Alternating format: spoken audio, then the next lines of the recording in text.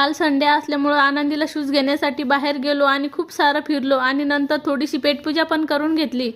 हे दोघं बाप लेक सोबत असल्यावर बाहेर पडल्यानंतर शूज जर घरी येऊ असं तर कधी होणारच नाही आणि यांनी मग सगळ्याच मॉलमध्ये एंट्री केली। झुडिओ, क्रोमा, लाईफस्टाईल आणि लेक सोबत असली आणि ती म्हणेन ते घेतलं नाही असं तर कधी होणारच नाही। असं करता करता पूर्ण पिशवी भरली तरी लेकीचं आणि बापाची काही शॉपिंग संपत नव्हती।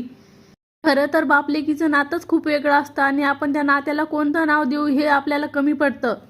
एक वेळेस स्वतःला काय घ्यायचं हे विसरून जाऊ शकतो आपण, पण आपल्या लेकीसाठी काय पाहिजे हे तर विचार करून आणि आठवण करून आपण घेऊन येतो। त्यामुळेच तर आपल्याला त्या नात्याला काय नाव द्यावं हे कमी पडतं आणि कोणतं द्यावं। आणि बघा, लिस्ट गेलो होतो शूज घेण्यासाठी आणि लिस्ट तर खूप मोठी करून आलो आणि त्यांना हे फॉर्मल बूट आवडले म्हणून ते पण घेऊन टाकले आणि नंतर घरी आल्यावर मला हे काम दिलं लावून सगळ्या ड्रेसची टॅग काढायची। कसा वाटला व्हिडिओ नक्की सांगा।